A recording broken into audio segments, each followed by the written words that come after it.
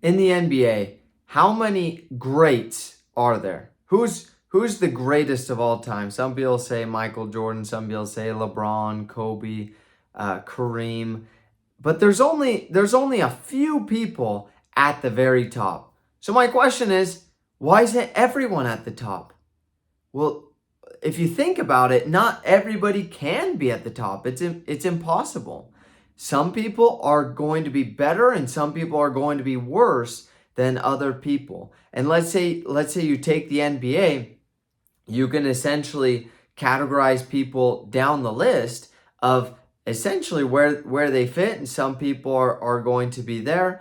Well, you're eventually going to get to kind of this pyramid type of situation where there are a few people at the top, and it gradually goes down, and usually it's kind of like it peaks at the top, and so there's a big base and it comes up and it peaks up. Where am I going with this? This applies with everything. It applies with sports, that there are a few people at the very top that are just amazing, and there are very few. And then there are the rest of us down here at the base, and people that don't know anything about basketball, can't play at all, and they suck at it. Well, it not only applies with sports, with baseball, with basketball, football, soccer, all those, but it also applies with wealth and with knowledge. There are a few people at the very top of this peak that have all the wealth and that know how to gain wealth. And then it slowly goes down, slowly expands out. I did a video recently on billionaires and how many billionaires there are, and it has the exact same thing where there are a few billionaires at the very top and they're way ahead of everyone, and then it slowly branches out, and then there are like I think 1,000 or 2,000 billionaires total, but most of them have only $1 to $10 billion. And then you branch out from that, and more people have from 100 million to a billion, and then more people have 10 million to 100 million, and so on down with their net worth. That also applies. So it applies with wealth, and it also applies with education. Now, everybody's talking about, oh, education, universities, they're so amazing because everybody's now educated. And I'm so glad that the government's involved, because now everybody can have an education. It can essentially be free, or you don't have to pay that much.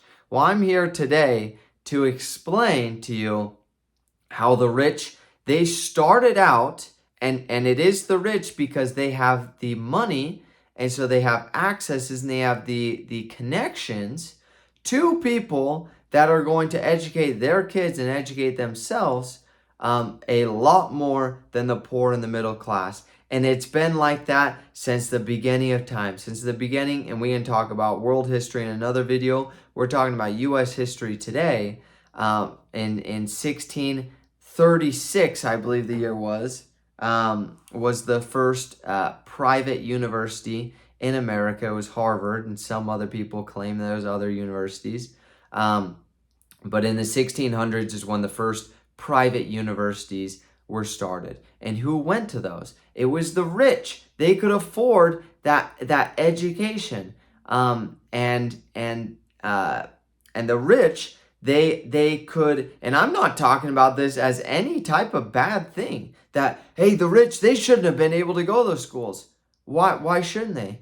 They were the ones who could afford them, and they said, hey, we want our kids to be trained by the best minds in America. We want to pay you for it. And just like the Joker says in the Batman, if you do something well, never do it for free. And so these people, they want to be paid for it. They want to be compensated for it. And so they were paid very well to train the rich and the rich's children and their posterity, which was, I think it was a very good thing, right? Just like basketball players, you could say, well, that's not fair that they had all the best coaches and they had all the best training. Well, instead of blaming them and looking at them and how bad they are, maybe look and say, man, how can I be a part of that privileged group? How can I be the best basketball player? How can I follow in LeBron James' footsteps? He had the best coaches and the best trainers. How can I get the best coaches and the best trainers for myself and for my kids, right? So this whole video is focused not on how bad and evil the rich are, actually the opposite, following in their footsteps in what they are doing and what they did throughout history, so that you can also provide that opportunity for yourself and for your kids. And so I actually came up with a little timeline right here and came up with a couple of points that the rich education system involves. So there are two main types of systems. There is the private system, and then there's the public system. And you're probably aware of that with public school versus private school, and that's elementary, junior high, high school, college. That there's both private and there's public. Well, let's go through what I believe is the rich's few guidelines to their education. Number one, it's the best education. Okay. Number two, it's private. Number three, it's non-government run / funded. Number four, they have real teachers, meaning that they actually have done the things that they're talking about. They haven't just studied the things that they're talking about. It's expensive. To have the best, it's expensive. And number, what was that, 5? 1, 2, 3, 4, 5, 6. They focus primarily on business, politics, religion, and society. You could say family. You could also say society as a whole. Okay. These are the points that they focus on. We could get very in depth with each of these points. I just want to cover them briefly. We talked about having the best education because they have access to the best teachers who are real teachers. So let's say that I want to learn about business. Well, one, I can sign up for a public university and I can get a professor, or I can be in high school and I can have a teacher that's never run a business in his life, or maybe has had a small business and had probably no employees, and he's gonna talk about a few of the textbooks that he's been given from the government to talk about business. Versus if I'm at a private university, I'm probably gonna have Bill Gates teaching the classes. I'm going to have Steve Jobs teaching the classes. I'm going to have the best of the best and people who have actually gone out and done business in the world and have made tons of money and been super successful. In a public university, I'm going to get a professor, or in high school, I'm going to get a teacher that has talked a little bit about politics, has watched CNN and Fox News a little bit. In a private university, I'm going to get the actual presidents of the United States. I'm going to get senators who have actually run things. I'm going to talk with world leaders who are actually doing the things that they're talking about, not just studying them, okay? So that's a part of best education and having real teachers. Number 2 is having private, non-government run / funded. If you haven't realized yet, the government sucks at literally everything. The government cannot run things efficiently. And there are many reasons. We're not going to go into all those reasons right now. But if you haven't learned by now, just go to your local DMV and see how well the government runs it. Go to your local post office, see how well. Go to the IRS. Try to get on the phone with the IRS and see how well they run it. They suck at literally everything. And so when they got into education in the late 1700s in the U.S., education in the public schools those schools was at a low quality. Okay, when the government runs things, it's at a low quality. And who pays for that? All the taxpayers. All the taxpayers pay for that. Okay, so it's non-government run / funded. And we're gonna get to this timeline here in a second. But today, little sneak peek. Today, there are over 4,000 universities in the U.S. alone. Okay, You might be like, that's an amazing thing. What an amazing accomplishment. Okay. Well, 40% of universities are public run, meaning that the public, the government is running it, and it's funded by the taxpayers, and the government is appointing people. The politicians are appointing people to be the teachers, okay? 60% are private. So you might say, oh my gosh, that means that private schools, to your point, the rich are still using private schools. Well, wait just a second. The thing about private schools today is that almost all of them pay zero taxes. Zero taxes. So they have huge tax breaks. And then on top of that, they have huge tax credits. So they might not be technically government run where the politicians, but when the government subsidies things, when they give tons and tons and tons of their money, then they say, well, we kind of gave you tons of your money. Now you kind of have to do what we say. Kind of like the mafia. You have to do what we say because we gave you our money. Okay? So if you don't want to be controlled by somebody, don't take free money, because there's no such thing as free money. There are always strings attached. Okay? And so back to my point up here is that the rich, they take private classes. They go to private masterminds, which we'll talk about here in a second, the timeline. But they do everything private. It's not run by the government. It's run by real teachers. Okay. The next point is that it's expensive. Along with having the best teachers, they're going to charge, and you're going to want to pay expensive rates. Why are the best basketball games expensive? Because they have the best players. There's a demand for it. And so when there's a demand for it, then they're going to charge more, okay? And then along with that point, a lot of people say today, oh, school should be free education, free high school, free elementary school, which is today. Right now, they're trying to push free public schools. Maybe you're watching this in 5 years, and it already is free for the public.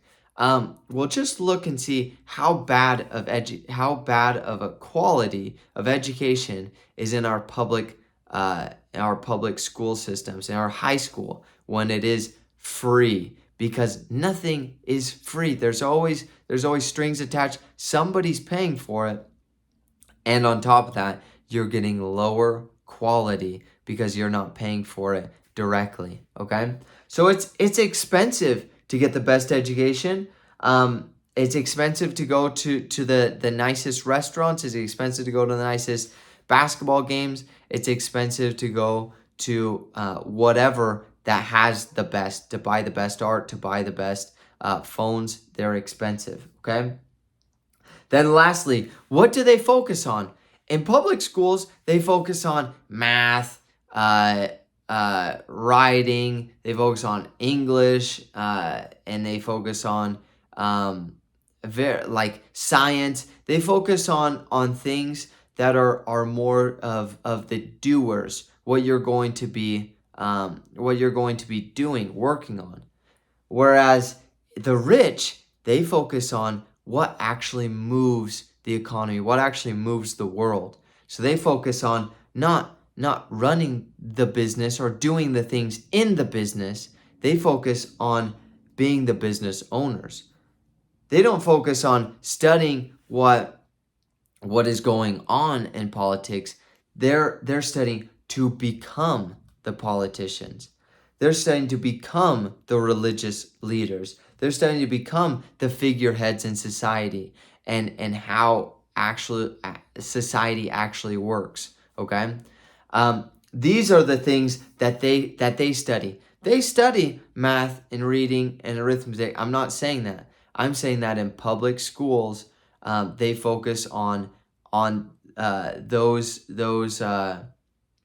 skills that don't move society, business, politics, religion, society. That's what actually moves people. Okay, and then let's look at the timeline here at the bottom. I talked about in the 1600s how the first private universities began.